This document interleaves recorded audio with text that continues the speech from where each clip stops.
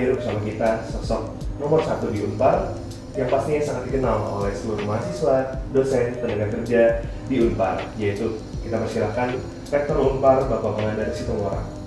Beliau adalah Rektor Unpar yang telah menjabat selama 2 periode terhitung sejak tahun 2015 dengan masa bakti hingga tahun 2023. Pak Mangadar melanjutkan studi S1 di jurusan Hubungan Internasional Universitas Gadjah Mada Yogyakarta pada tahun 1988 dan Magister Ilmu Politik di universitas yang sama pada tahun 1994. Sebelum menjabat sebagai rektor, beliau pernah menjadi dosen tetap di jurusan Ilmu Hubungan Internasional, Fakultas Ilmu Sosial dan Ilmu Politik FISIP Unpar, dan juga pernah menduduki jabatan struktural seperti selaku Dekan FISIP Unpar pada masa periode 2011 sampai 2015. Setelah melaksanakan tugas-tugas struktural, baik sebagai Wakil Dekan 3, Wakil Dekan 1, dan Ketua Pusat Kajian Parahyangan Center for International Studies, Pak Mangadar melanjutkan studi S3 di Australia. Dimulai 1 tahun di Flinders University, Pak Mangadar melanjutkan dan menyelesaikan PhD-nya di Curtin University pada tahun 2007. Nah, tanpa berlama-lama lagi, aku serahkan sesi selanjutnya yaitu sesi Q&A untuk dipandu oleh Ali Andrew. Terima kasih Kenneth. Selamat pagi Pak. Selamat pagi. Senang sekali bisa bertemu. Ya, senang banget kita juga dari Menekes bisa mengundang Bapak hari ini. Nah, tapi sebelum mulai kita udah terbuka masker ya? Boleh. Ya. Izin ya? Izin ya teman-teman, kita buka masker. Ini kita udah safe kok. Kita di safe environment ya Pak intinya. Nah, Bapak sebelum kita mulai nih, apa kabar Pak? Alhamdulillah baik Alia, terima kasih sudah diundang untuk acara Menekes. It's an honor for us juga sih Pak sebenarnya. Thank you so much. Iya, untuk mengundang Bapak ke sini kita senang banget nih teman-teman hari ini kedatangan orang nomor 1 ya Pak di Unpar. Well, nomor 1 ya so-so lah. So-so ya Pak, tapi kayaknya enggak nih Pak, karena kalau misalkan kita lihat nih Pak, mungkin aku sekalian beri pertanyaan ya Pak. Kalau misalkan di manajemen nih, kita kan belajar tentang manajemen insani nih Pak. Kenapa saya berani Bapak untuk bilang Bapak itu orang nomor 1? Teman-teman kita di sini tuh Unpar ada 7 fakultas kan ya Pak. Ada 31 program studi dari D3 sampai S3. Betul. Nah, itu tuh pasti banyak banget orang-orang yang terlibat di dalamnya kan Pak, orang-orang hebat yang terlibat. Nah, untuk itu aku mau nanya sih Pak, apa rahasia Bapak untuk mengelola modal insani dari sedemikian banyaknya tenaga kerja ya Pak, sehingga bisa berkoordinasi dan membentuk Unpar yang sukses gitu dan bisa berjalan dengan baik? Ya, kalau data tadi ditambah, kita juga punya mahasiswa hampir 11.000. Dosen tetap sekitar 400. Tenaga kependidikan kurang lebih juga 400. Yang kalau ditambah dengan dosen-dosen tidak tetap ataupun dosen kontrak, mungkin ada sekitar total 1000-an pegawai. Mengelola kurang lebih 11.000 mahasiswa dan 1.000 lebih pegawai ini memang bukan pekerjaan mudah. Tetapi saya kira satu poin penting yang patut digarisbawahi adalah bahwa ini adalah kerja kolektif, kerja bersama. Dan alhamdulillah juga saya kira ini bukan yang baru gitu ya. Ini bukan organisasi, bukan perguruan tinggi yang baru, tetapi sudah punya long history, sudah punya tradisi, sudah punya standar prosedur, ya, sehingga dengan mengikuti best practices di masa lalu maupun juga regulasi-regulasi yang ada, saya bisa katakan, well, it could be manageable, ya, dengan jumlah yang begitu banyak, ya, dari sisi jumlah. Tantangan tentu selalu ada, ya, dengan ribuan manusia atau insan seperti itu, ada banyak gagasan, pemikiran, aspirasi, kepentingan yang berbeda-beda. Maka barangkali yang menjadi pertanyaan utama itu adalah how to manage these all differences, ya. Not just about the number, not just about the size of the people, but the kind of, let's say, different interests, different value, different ideas and thoughts. Ini yang menjadi tantangan tersendiri. Oke, berarti bisa dibilang tantangannya itu manage the diversity ya Pak di organization gitu ya. Dan ini sebenarnya menarik sih, tadi Bapak bawa juga tentang udah ada SOP sebelumnya gitu ya, udah ada udah ada tradisi yang di-establish sebelum best practices. Tapi kan itu tetap aja butuh learning curve ya. Dan sebagai rektor juga harus menanamkan entah tradisi yang lama atau bahkan bakal ada practices yang baru yang untuk membuatkan sebuah improvement. Nah, kalau itu tanggapan Bapak gimana ya, dan kayak apa rahasianya biar semua perbedaan itu tuh bisa bersatu gitu? Ya, kita coba kemudian melihat lebih secara kontekstual begitu ya. Tantangan yang kita hadapi, perubahan-perubahan yang terus berlangsung, yang kemudian dikaitkan dengan tadi diversity dalam hal menyikapi solusi-solusi yang mungkin muncul dan seterusnya. Jadi tugas saya kira adalah bagaimana meng-connect ya, atau menghubungkan secara fungsional antara ragam pendapat, ragam ide dengan tantangan dan persoalan yang kita hadapi. Poinnya di situ saya kira kemudian adalah berangkat dari kesamaan persepsi, ya, membangun pemikiran yang sama. Betulkah ini tantangan yang kita hadapi? Betulkah ini persoalan yang sedang kita hadapi? Betulkah perubahan ini nyata dan sebagainya? Once you get it, saya kira akan lebih mudah untuk mengatakan mari kita cari solusi yang tepat untuk persoalan-persoalan dan tantangan yang kita hadapi bersama. Ini akan menjadi lebih mudah sekali lagi gitu ya. Lalu mencari solusi yang bisa jadi sekali lagi juga ini membuka ruang baru, ruang pertarungan baru, dalam arti sekali lagi menurut si A ini solusinya, menurut si B solusi yang paling tepat ini ya, yang lain mengatakan tidak, lebih baik. Nah, di sini tantangan kita sekali lagi memanage the whole things gitu ya. Sekali lagi bukan hanya orangnya tetapi pemikiran-pemikirannya, aspirasi-aspirasinya, bahkan kadang-kadang kita dituntut untuk menyelami ini maunya apa sih sebenarnya gitu ya.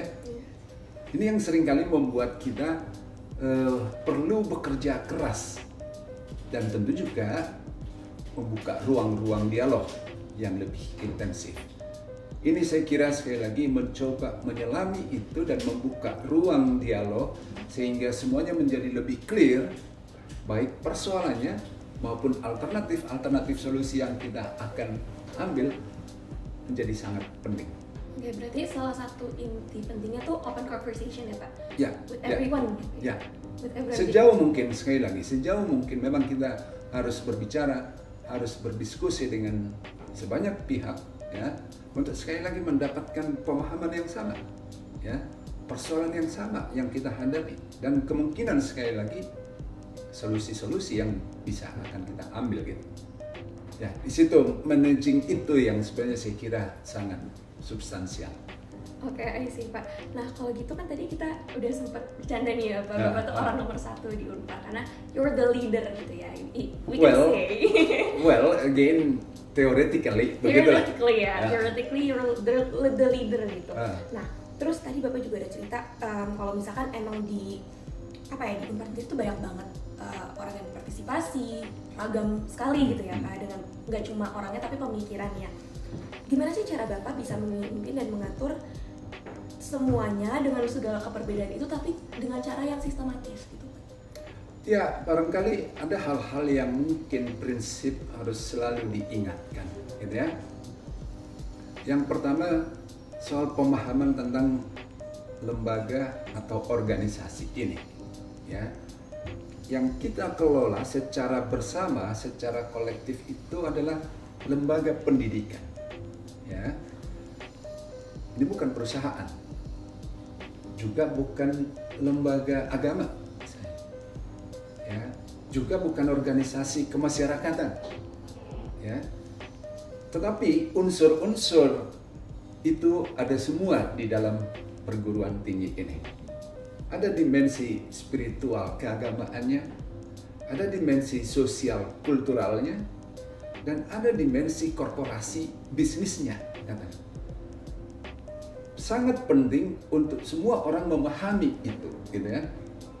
Sehingga kalau itu terjadi, paling tidak kita bisa mengurangi atau mengeliminir diskusi-diskusi, perdebatan-perdebatan yang tidak perlu. Yang kemudian terjadi adalah how to combine these all things in balance.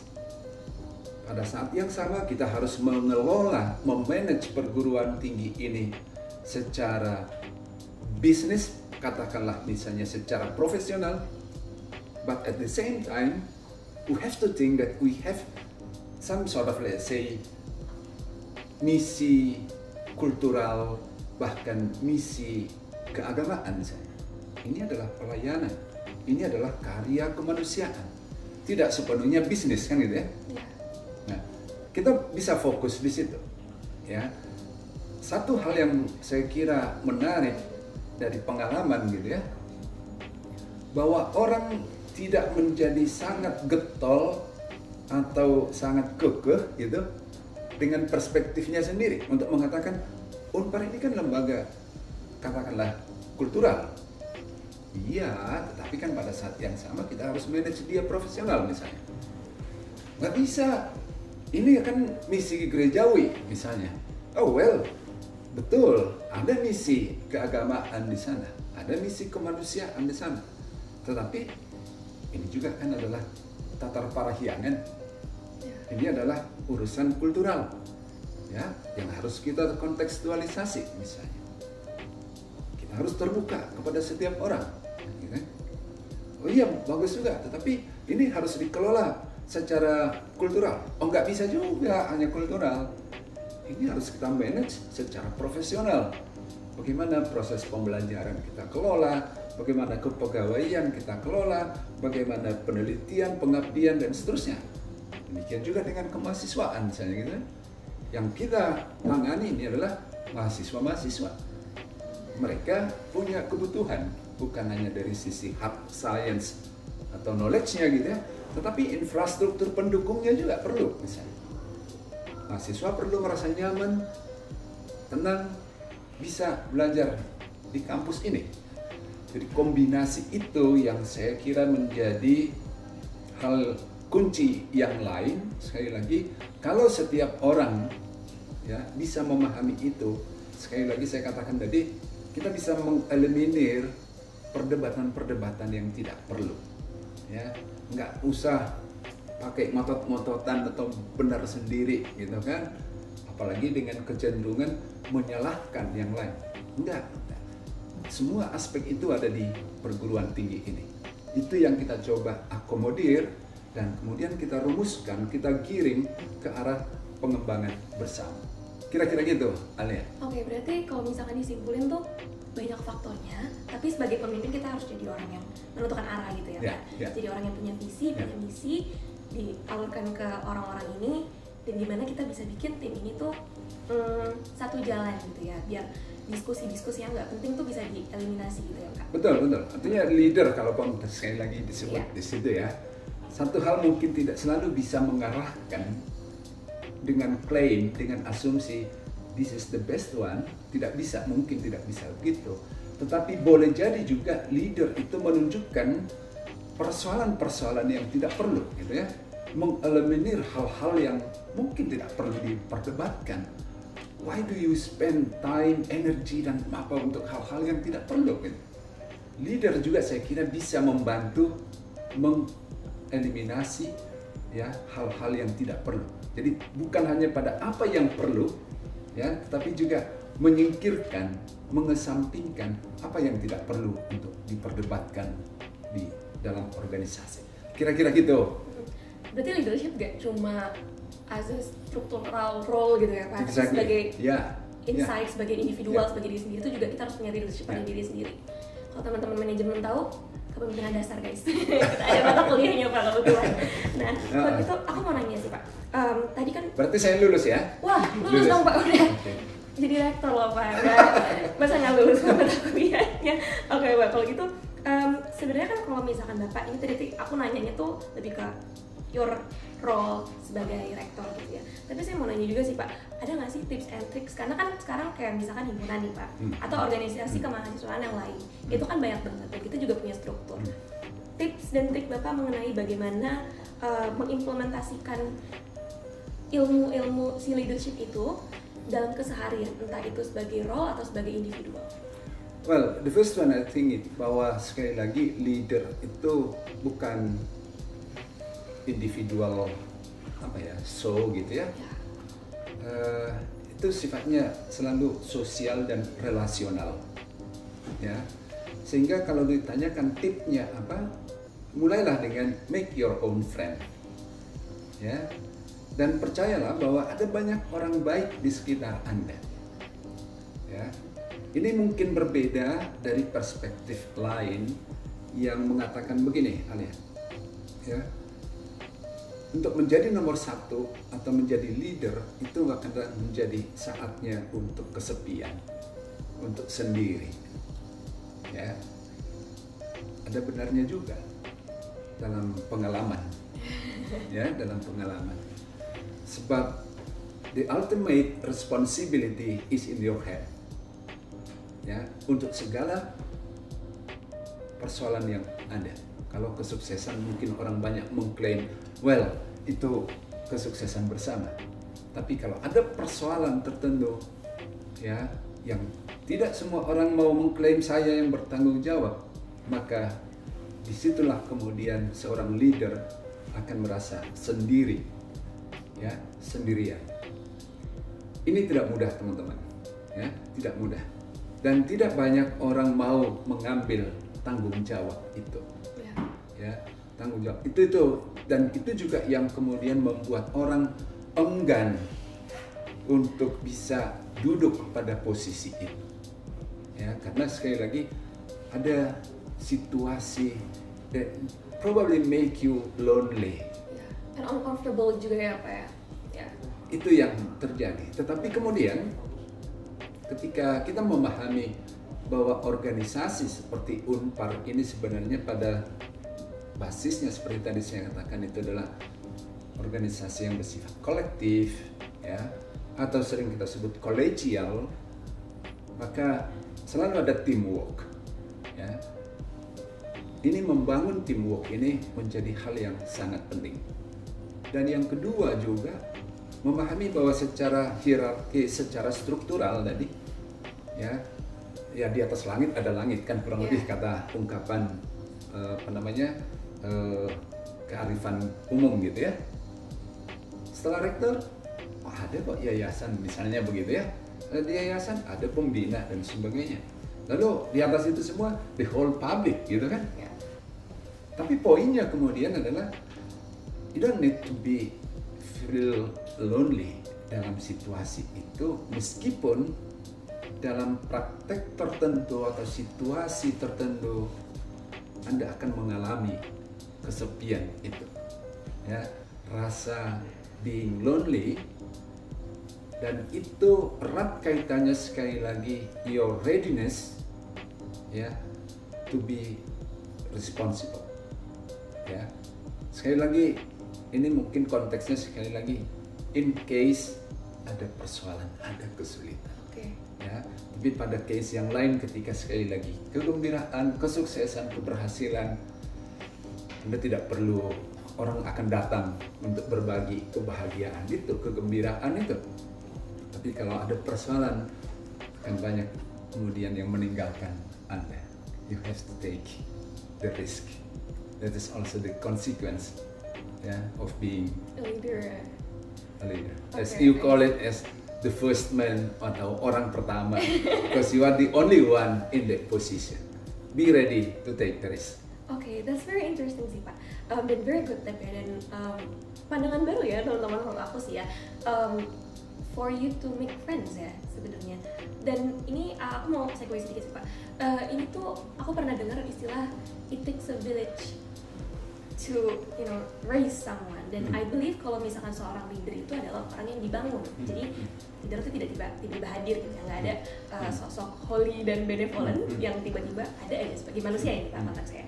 Nah kalau menurut kita aku mau nanya sih Pak, what are your characteristics, atau maksudnya ada nggak sih hal-hal yang dari dulu Bapak lakukan, atau kayak apa ya, bisa behavior kali ya Pak, behavior ataupun hobi ataupun apapun yang shapes the way you think right now, shapes the way you are right now, thus you become seorang rektor. Ya, juga harus dengan perspektif lain ya, dalam arti begini Alia dan juga teman-teman, ada ragam tipe atau jenis kepemimpinannya gitu ya, atau karakter kepemimpinannya yang boleh jadi itu dipengaruhi oleh, sekali lagi, your background ya, your colleagues, your friends, your family, and your education background dan sebagainya. Itu akan menggiring kita pada karakter person tertentu yang ini juga mungkin menjadi part of your leadership karakter. Tapi juga ada karakter lain, misalnya ya, katakanlah misalnya yang sangat gesit ya, sangat adaptif, sangat progresif misalnya, dan menjadi risk taker misalnya. Itu juga bisa terjadi karena konteks sosialnya, educationnya, friendshipnya dan sebagainya yang membentuk karakter itu.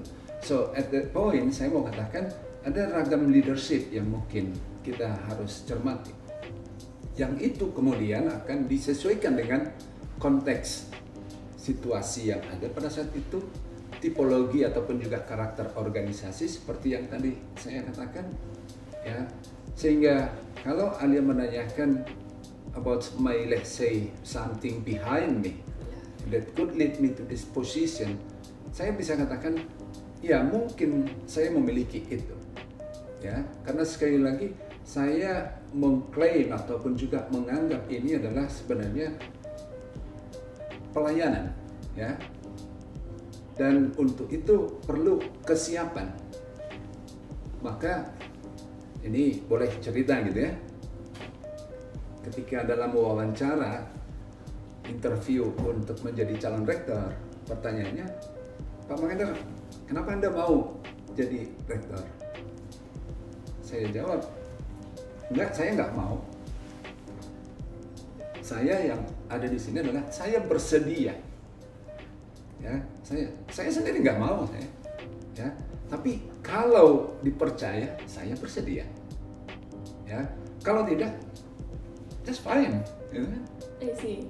Ya, saya proses seleksi itu, ya, rekrutmen untuk jadi rektor itu, saya katakan ini adalah pernyataan bahwa saya bersedia jika dipilih.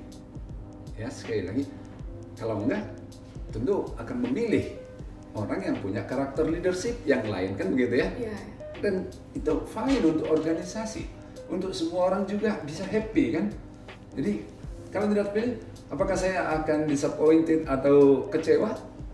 Enggak lah, ngapain juga kan gitu kan? Kalau bisa seperti teman-teman juga bisa mengatakan, udah biar yang lain aja gitu kan?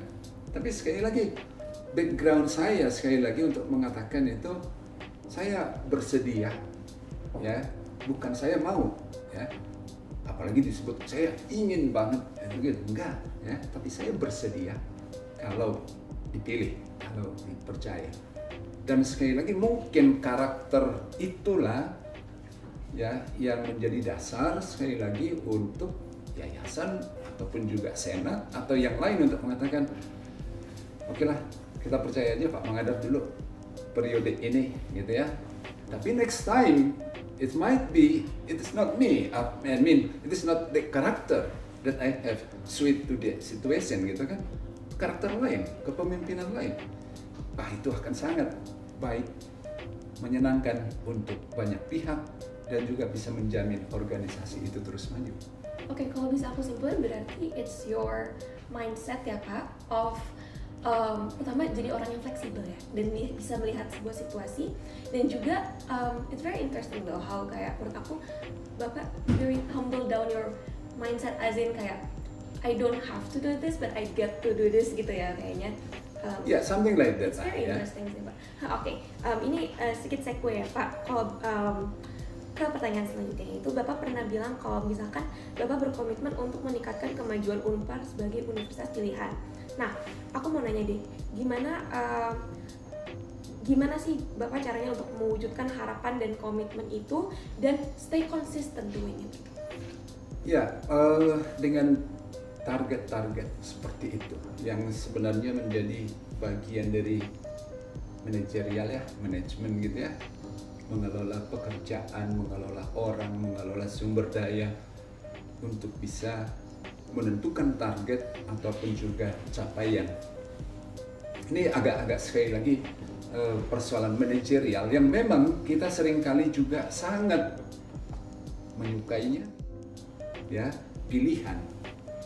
Yang kalau dari statistik mungkin kita bisa melihat, ya, di 2015 sampai dengan ke 2020 yang lalu, jumlah mahasiswa Unpar itu meningkat, mahasiswa baru, ya, sampai dengan 2020 pas pertengahan atau awal pandemi, ya.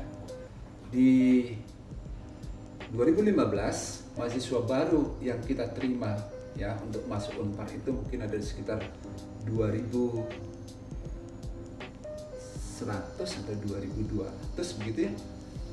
Di 2020 kita bisa mencapai 2.800, ya. Meskipun kemarin pandemi turun menjadi 2.600, tahun lalu bahkan 2.300, ya. Ada situasi, ya, yang sekali lagi menunjukkan kita dihadapkan pada tantangan tertentu. Tetapi kembali kepada pertanyaan tadi, bagaimana wujud ataupun ukuran parameter dari Unpar menjadi preferensi? Sekali lagi ditunjukkan oleh jumlah mahasiswa Unpar, sehingga kita bisa mengatakan saat ini ya ada sekitar 11.000 mahasiswa. Sebelumnya itu biasanya di bawah 10.000 ya rata. Itu salah satu.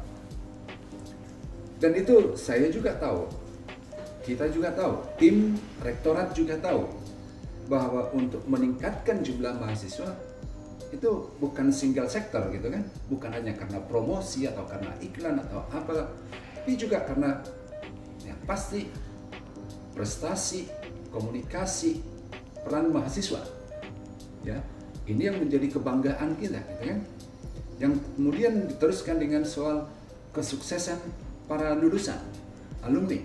Kita bisa sangat bangga untuk mengatakan ini loh lulusan Unpar, mereka bekerja di sektor ini dan seperti itu. Itu evidence based, ya. Nah, yang lain apalagi yang bisa kita katakan untuk Unpar menjadi preferensi? Dosennya dong, ya. Saya dosennya ya tidak hanya muda-muda dan ganteng-ganteng misalnya gitu kan, tapi juga yang gaul misalnya ya, yang caring gitu. Selain tentu yang sifatnya mungkin juga ukuran lain, harus dokter dong, ya misalnya gitu kan keren kalau dosen-dosennya dokter, dan itu tercapai, ya saya bisa mengatakan itu juga tercapai. Pada awal saya di rektorat itu yang jadi S3 dosen Unpar yang sudah dokter itu hanya ada di sekitar 32 sampai 34%, ya.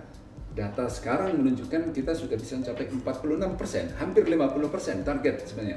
Target saya di 2023 separuh atau 50% dari dosen tetap Unpar itu sudah harus dokter. Demikian juga misalnya dengan yang namanya jabatan fungsional, asisten ahli, lektor kepala, sampai dengan guru besar. Alhamdulillah ya, selama periode saya kira ada berapa ya? 5, 6, 7 guru besar yang bisa dikukuhkan. Ini semua bersifat akumulatif terhadap keinginan Unpar sebagai reference university, ya. Dan sekali lagi saya harus katakan it is not a single work of a single man, itu kerja banyak orang. a lot of people need to be credited ya Pak Bro. Absolutely, Yeah, absolutely. I agree. Thank you for underlining that. Yeah, of course, karena kan ini banyak banget kan, gak Bapak sendiri, pasti Bapak ada timnya punya tim juga, di bawahnya ada tim juga, jadi banyak banget orang-orang yang berkontribusi dalam keberhasilannya Unpar ya Pak. Dan ngebantu terus konsisten tuh bisa aku simpulin itu harus ada parameternya, harus ada ukuran nyatanya gitu ya Pak, yang bisa ngebantu kita untuk measure gitu ya Pak. Oke, ini sekarang boleh. Sehingga let's say this year atau next year, kalau kita misalnya mendapatkan jumlah mahasiswa less than last year misalnya, atau so a trend of let's say declining misalnya, saya harus mengakui that's my failure, itu kegagalan ya, personal maupun juga institusional. Dan sekali lagi, I have to be responsible for that, and I'm ready to say please take another one, take this kind of job, you are here, it is your time ya, Fernando and other friends ya, because let's say again, probably we need a new leader ya, to deal with these new challenges. Misalnya, maybe I'm not the right one to do that, someone else is right to do that. Gampang kan? Enak kan? Iya. Langsung tulus lah kan gitu kan? Langsung tulus ya Mbak. Dan aku nggak tahu ya, aku kayak ngerasanya it's how could you be so kayak santai ya Pak ngomongin tentang failure gitu, where a lot of people tuh ngerasa failure itu is wah gitu, kayak hal yang berat banget. Oh ya, paling tidak di depan kamera kan gitu. Ya, jadi kalau sudah di tempat lain, ya keluar situasinya tergantung situasi ya. Tapi nggak harus nangis sih. Tapi well, we do some sort of let's say reflection. What's wrong? Ya, apa?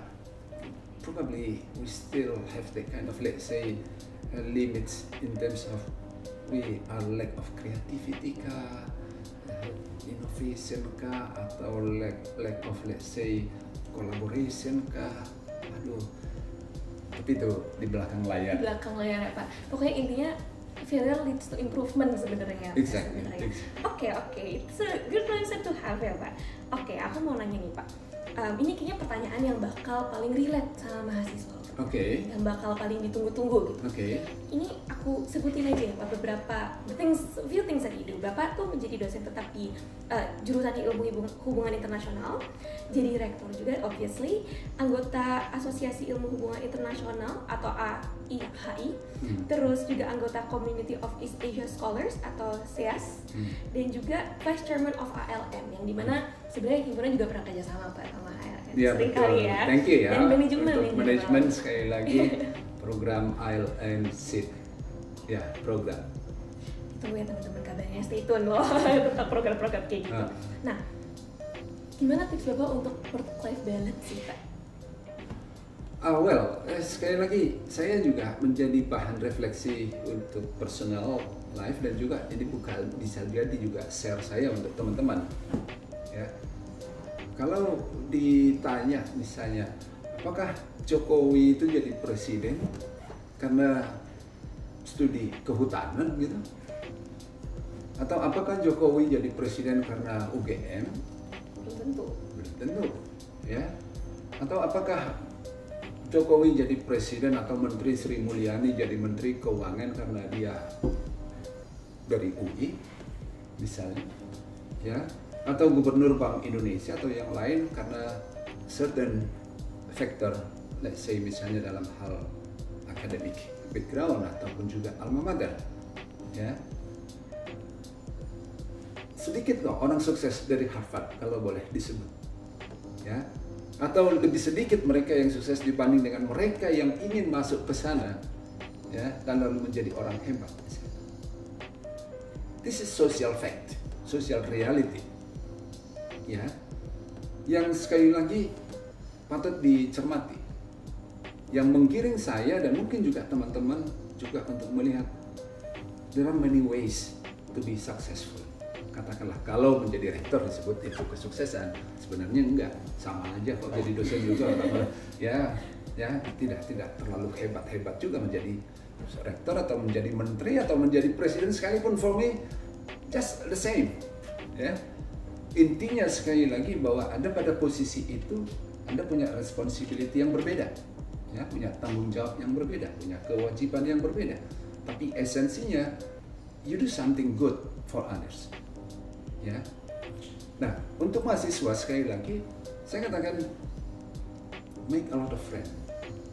Ya. Get involved in different kind of, let's say, activities, not just in academic terms. Ya. Not just being active in the class and you get, let's say, IPK 3,99 misalnya. Ya. Itu akan meaningless tanpa friend misalnya gitu. Ya, itu akan tidak berarti apa-apa sekali lagi kalau tidak ada orang yang mau bekerja sama dengan Anda. Karena ukuran tadi itu kan we make it kan gitu ya. Dan itu perseptual. Ya, artinya itu tergantung persepsi orang kan. Ya, satu hal lain juga yang barangkali bisakah kita berbuat baik tanpa tergantung apa kata orang kan gitu kan. Bahwa saya mencapai saya lulusnya IPK saya 313 lah, nggak buruk-buruk juga lah, ya. Dan 5 tahun misalnya, ya. Tapi itu masanya kan. Tapi saya bisa mengatakan saya lulusan pertama di angkatan saya, ya. Tapi sekali lagi poinnya adalah bahwa apa yang kita capai itu bukan karena ingin dipuji atau ingin, because you realize it as your own personal responsibility. Ya, saya sangat menganjurkan itu untuk setiap orang, ya, bukan karena orang lain, tetapi you realize it, Anda sadari itu sebagai tanggung jawab, ya, bahwa itu mendapatkan pujian, acungan jempol atau apapun, itu konsekuensi lah, ya. Dan untuk Anda bisa merasa tanggung jawab itu yang kemudian membuat Anda happy.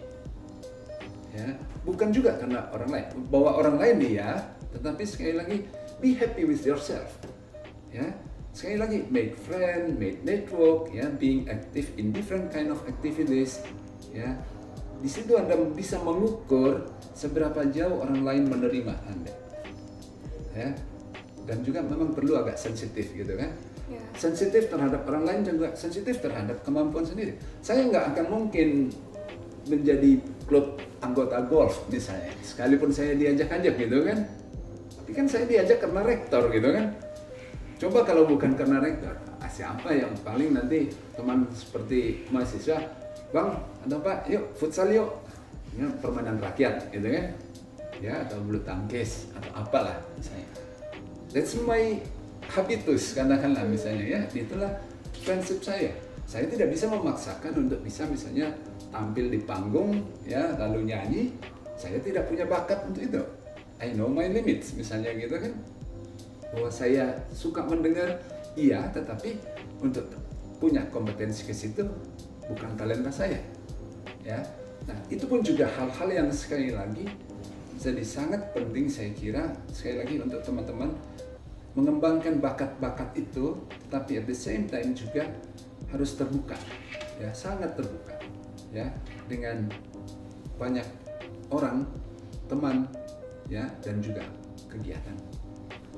Berarti di open mind gitu ya Pak, bisa dibilang? Harus, ya, harus. Jangan senang sendiri ataupun juga jadi apa istilahnya, nggak tahu istilah anak muda untuk mengatakan menjadi soliter misalnya gitu ya. Bangga sendiri, senang sendiri, boleh juga sih, tetapi sekali lagi sangat juga dipengaruhi oleh situasi kita. Tapi sekali lagi saya mau mengatakan semua berangkat dari your personal, ya, view, ya, personal belief that you have some sort of, let's say, responsibility to do your best, ya. Tetapi itu akan kemudian berbuah, makin berkembang ketika Anda menemukan teman-teman yang bisa menghargai, tapi juga bisa mengkritik. Berarti balik lagi ya Pak, work-life balance tuh nggak semacam cuma healing, nggak cuma main, tapi lebih deeper mencari friendship gitu ya Kak, mengelilingi dengan orang-orang yang suportif, orang-orang yang ngebantu gitu. Betul. Ya, sekali lagi eksistensi kita, diri kita itu kan juga ditentukan yang lain gitu kan. Ya, dalam arti sekali lagi perseptual tadi yang saya katakan, persepsi orang.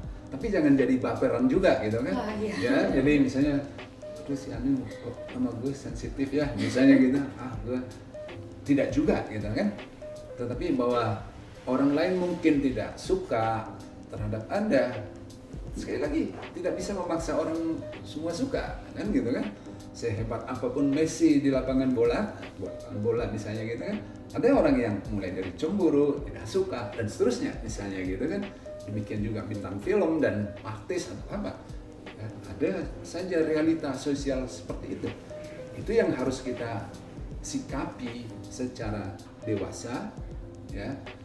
Titik tolak sekali lagi, please deh, try to do your best ya, making yourself ya, being let's say respected ataupun juga being a good friend of others. Itu saya kira. It's a very good point sih Pak, dan kayaknya di dunia yang sekarang very competitive, it's so easy buat kita lupa ya kalau misalkan penting banget orang-orang di sekitar kita dan lingkungan sosial kita juga. Betul Alia, thank you banget. Yes, ya itu completely agree dengan Bapak. Ini pertanyaan terakhir nih Pak, boleh dong Pak kasih motivasi atau harapan Bapak untuk Unpar, manajemen dan mahasiswa biar bisa berkontribusi lagi nih dalam menjaga kesuksesan Unpar di ranah nasional maupun internasional. Oke, untuk Unpar ya, sekali lagi kita harus menyadari bahwa ini adalah karya bersama ya, ini adalah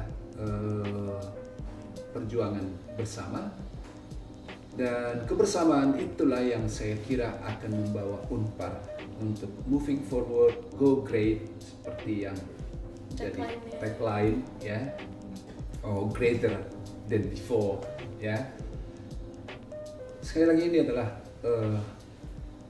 kerja bareng ya, mau dari mahasiswa terutama, bahkan saya kira sekali lagi ini akan menjadi kekuatan kita ya, selama menjadi mahasiswa dan juga setelah ya, ini menjadi poin yang sangat penting. Kemudian para dosen, tenaga kependidikan ya, dengan berbagai ragam fungsi ataupun peran. Jadi di sini saya kira kemajuan Unpar itu akan ditentukan oleh kolaboratif atau synergized work tadi. Untuk manajemen ya, saya kira ini menjadi sebenarnya sumber inspirasi, sumber pengetahuan yang mengajari kita tentang mengelola banyak hal dengan lebih baik ya. Teman-teman belajar itu secara formal sangat bagus. Saya tidak pernah belajar manajemen secara formal di kelas. Mungkin ada 1-2 mata kuliah, tapi mungkin hanya untuk sekedar lulus ya. Tetapi teman-teman yang belajar manajemen ya, you have it already ya, the knowledge, the theories, the concept ya, maka Anda pasti akan jauh lebih kompeten ya untuk bisa melaksanakan, mengimplementasikan, mengaplikasikan pengetahuan itu ya. Dan tentu juga punya ruang untuk lebih terbuka pada pengembangan selanjutnya dari sisi manajemen. Dan tentu teman-teman mahasiswa, sekali lagi ya, Anda orang luar biasa ya, Anda orang-orang istimewa yang mendapat kesempatan untuk belajar apa dan bagaimana itu manajemen. Karena itu Anda sudah punya modalitas yang luar biasa. Tinggal bagaimana mengimplementasikan itu dalam kehidupan, mulai dari kehidupan yang sangat sehari-hari lah. Ya, you wake up in the morning, you manage your bed misalnya gitu ya. Don't leave it kacau. Ya, sebelum ini satu hal, ini juga mungkin dari pengalaman gitu ya. Dari tempat tidur Anda sudah harus mulai dengan aktivitas manajerial gitu kan? Ya, manage your bed first gitu, baru yang lain. Kalau itu sudah selesai yourself kan gitu ya, mungkin yang lain bisa lebih manageable gitu kan. Nah, ini juga dalam hal organisasi. Ya, pengalaman teman-teman sekali lagi lewat pengetahuan tentang ilmu manajemen itu akan terus berkembang lewat organisasi. At this event misalnya, how you organize this, how you manage this, asking a number of people, students to join in, gitu kan? Dan kemudian ada pembagian tugas, ya, ada pembagian peran. Ujung-ujungnya adalah tercapainya tujuan bersama tadi. Bahwa ada kepentingan personal, fine, sah, gitu kan? Tetapi at the end itu sekali lagi juga adalah karya atau kerja bersama, gitu. Sekali lagi teman-teman mahasiswa ya yang menjadi kebanggaan, ya bangga dulu lah sendiri gitu kan, baru nanti jadi kebanggaan keluarga, teman, ya, and then Unpar dan the public gitu. Itu saya kira harapan yang boleh saya sampaikan, ya. Sekali lagi enjoy life, ya, by having a lot of friend, ya, good relationship with others, open minded, ya, dan sukses saya kira akan selalu bersama Anda, bukan nanti gitu ya. Itu pelan-pelan, kesuksesan itu terjadi kok tiap hari, ya, ya, itu sama seperti saya katakan, mukjizat itu nggak datang, ya, tiap hari datang kok mukjizat. Ada Alia yang senyum, yang baik gitu kan, betapa teman-teman juga yang ramah, ya, berkat-berkat yang sekali lagi keseharian saya hadapi ataupun juga saya terima, ya, betapa tidak bersyukur kita gitu kan, ya. Ini terakumulasi dan kita menjadi manusia-manusia yang happy dan sekaligus giving benefit to others, happiness to others. Alia, thank you. Thank you so much Pak. Mungkin oke, gak apa-apa, udah dipindahin dulu aja, nanti aku baru nyimpulin. Oke, kalau bisa disimpulin berarti ya Pak, dari harapan-harapannya itu yang pertama, teman-teman harus merasa kalau they matters ya Pak. Everyone in this institution, semua orang yang bekerja di dalamnya untuk Unpar, mulai dari dosen, karyawan, mahasiswa pula, kita punya perannya masing-masing kan. Sekecil itu signifikan untuk kesuksesan. Sangat signifikan, dan we have to give respect. Ya, we have to appreciate it. Ya, itu juga sekali lagi bagaimana memperbanyak rasa respect itu gitu ya, menghargai itu juga saya kira tantangan kultural di kita. Tidak menyalahkan, tidak ya, woi keren, woi, misalnya small things gitu ya, that's cool, ya. Dan be appreciative ya Pak, of the little things, of the everyday things, and kayak tadi bangun tidur, be thankful, be grateful, udah bisa bangun hari ini, manage your bed sampai ke tempat tujuan dengan selamat. I think kalau misalkan kita setiap orang menjadi lebih appreciative, this world will be a little better ya kayaknya. Happy lah, comfy gitu kan ya. Comfy ya, dan semuanya kayaknya vibes-nya positif gitu. Betul, ya Pak. Betul. Oke, jadi untuk teman-teman semua nih jangan lupa ya to be appreciative every day for yourself ya Pak, for yourself, for others, dan give appreciation as much as possible gitu ya Pak. Kalau bisa disimpulin. Wah, kalau gitu thank you so much Pak for today. Thank you. I had a wonderful conversation with you. Thank you so much. Thank you for being listening to me. Ya, ini juga sekali lagi orang tidak mudah mendapatkan kesempatan untuk didengar gitu kan. Saya sekira saya cenderung lebih mendengar. Ya, tapi itu pun juga saya kira perlu diperbanyak gitu ya. So thank you for listening. Thank you so much. Thank you for sharing juga ya. Dan thank you so much buat teman-teman juga yang udah ngedengerin sampai akhir ini conversationnya. Nah kalau gitu aku balikin ke Kenneth.